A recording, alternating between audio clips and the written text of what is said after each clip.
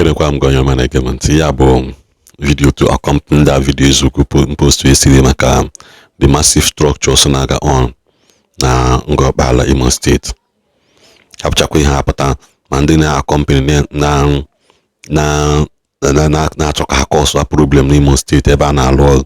I see no reason why mmadụ ga-eji wee bụrụ distraction to their own people. Ihe bụ ihe na-abata n'obodo mana some group of people pụtasị na that na adịghị ha mma. JD for massive structures Saga on for how people are being employed. As long as you will call that you can do that and go there and work, you will be paid. Maybe since they do that, and I know Berom Nas in age mad or wall dear. I know Berom Nas in age mad or wall dear. But some people put a dear need discredit here, but no budun. Yana batano budun could need discredit. Agwagomono. Ibukobi Lolo here in Anambra State, old people's retirement to home and Guinea one all which other place. I am not rob him. I am not rob him. Where he had the scene, me bull, on the scene, Alugili, look all your colono. Manizan came back. I was his talk. Only being cool distance mono. As an my Buko, even a hatch or rogging. Hapolo ha that because growing up, Emily high and number. No governor be animals say na kedi wonu choka melunu hasina according to the story hasina hase ko telebe ego na nwe hozo ha cho gine si bela ha otele ego according to the story mgbe onwere onye si n'ọnụ ha akụkọ ahụ iji ama njakịrị. We don't know how true is it mana na amụ ya ka njakịrị ọ bụ na ịmara ya jụọ mmadụ.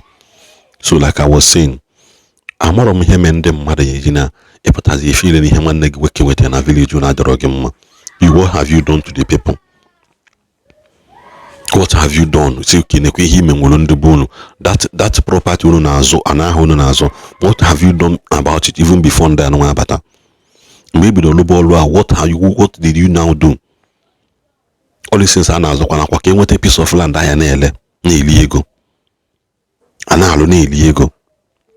Whereas no question na bombo kamana ibunata ku more things ne can the Lagos na ni rename street in which half and Ndigbo nia and rename the street massively. After rename which are street now, they will now start coming for our houses and properties. Smack this way now. At the name which they will come for our properties and the land and houses. Even they will come for it because they are not playing their agenda. They are moving it massively. Ulo na-eme campaign ka ndị bụ na batazia onye fozi aka na agba nwanne gị gwọ ihe obunata kedu ka ubi esi dị ya kwa how scared ọ ya dị ka ọmụkwa na onye webatakwa things onwe na mba ọzọ na anabịa. What is your problem? Kedu na ihe bụ problem unu? Some of you people bụ anyị niile ị gara ndị mmadụ a na-emele nwanne gị nwoke protest na-akpọ nwanne gị nke onye oshi nọ na-emela ngrabịa. Onweza ka isi gị bịa kọwaa na isi na emegbu gị emegbu na oppress gị. Ị na-asị na oppress gị. I'm saying this, mark this way ngwa gị. After they finish renaming that street and rename, they will start coming for your properties and your houses, and the market it will happen. It will happen except no you couldn't step in. Except no you couldn't step in to stop it. Their agenda they are moving it massively because always they are not higher and they cannot afford to even Ndigbo and make some feel really well run, or they don't have the moral capacity to do it and the financial balance to do it. So they will come and some of them will achieve it. The earlier the better from the buy. In this video.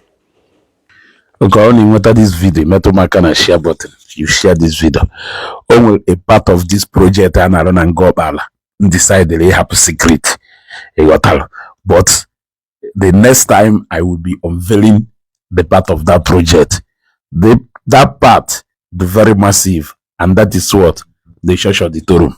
Many of you have heard that why these projects are going on, that the church that no longer got on now the church auditorium.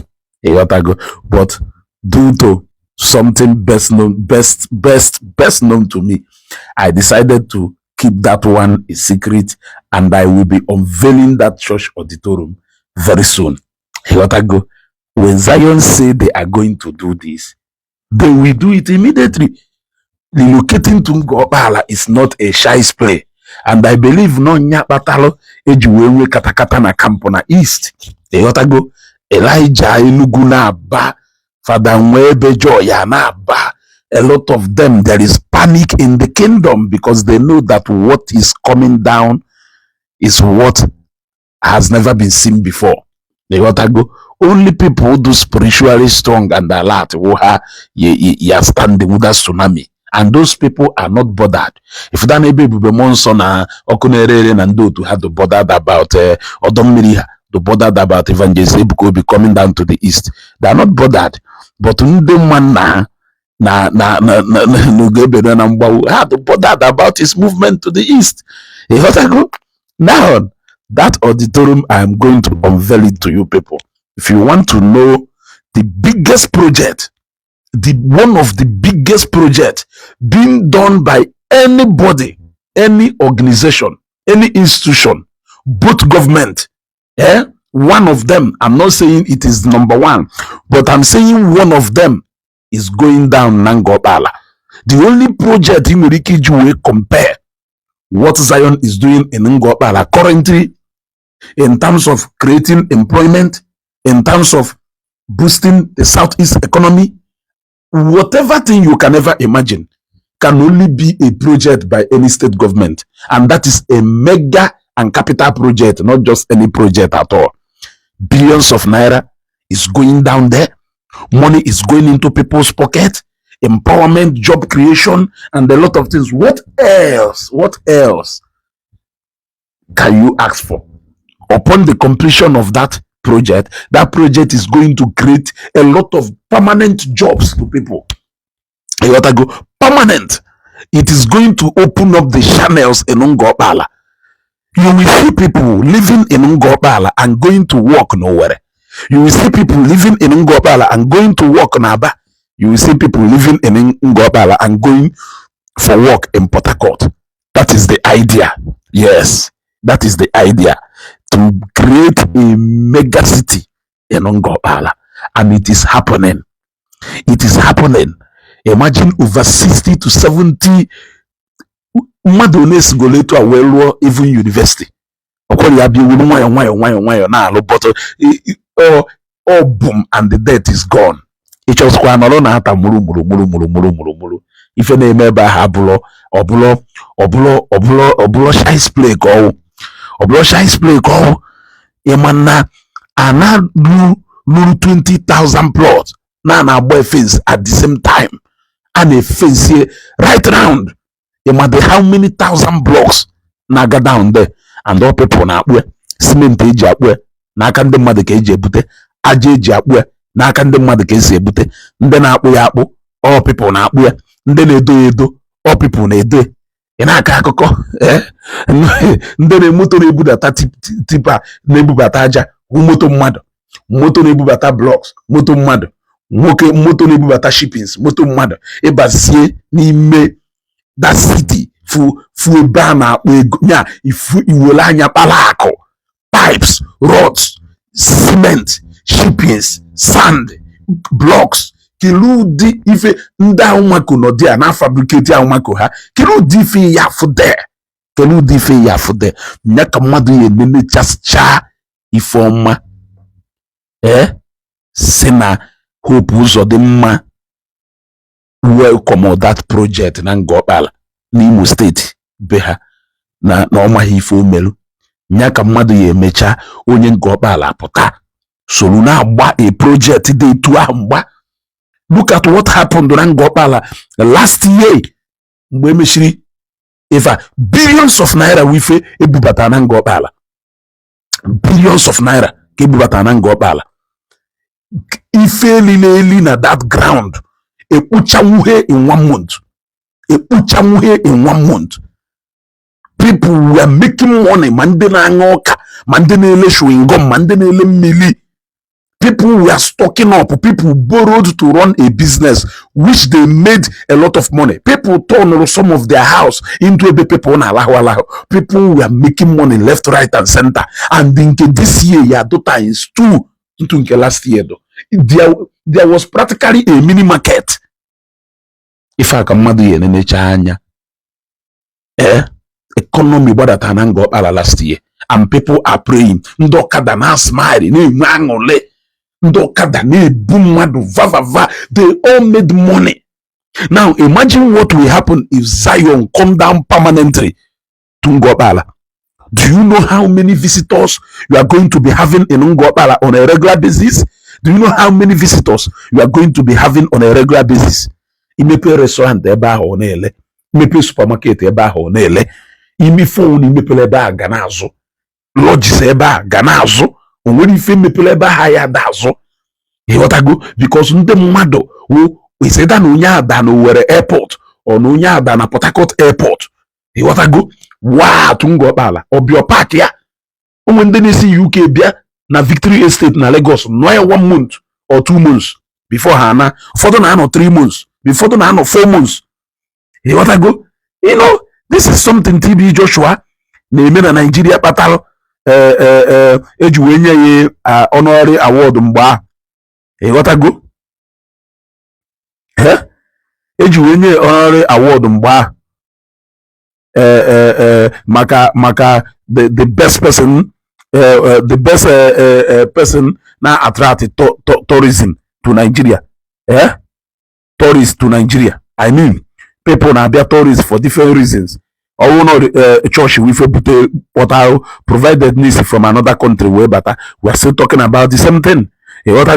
That's exactly what Evangelist could want to bring down to Ngor-Okpala, where people will come from different parts of the world and come down to Ngor-Okpala and come and stay there for 2-3 months. And how about the economy there? Well, are you talking about the university that is coming there? Are you talking about the world-class hospital that is going to be built there? Every people here, they see Port Harcourt, Owerri, Aba, and other places where na bia for medical tourism. Ngor-Okpala. A lot of interesting and fantastic things is going to be happening in Ngor-Okpala. Onye ona gbalawo na ọma hife Evangelist Ebuka na-eme na Ngor-Okpala bụ onye ahụ n'ọwụ enemy of progress. Ọwụ ni onye Ngor-Okpala. Owewu ni so we na fight this thing for any reason whatsoever. If you EP mean ogono enemy of progress. Ịghọtago? Enemy of progress. Because una amara ife Chukwu meelu unu. Obviously, Obial at a platter of gold. Like I said, I will be unveiling.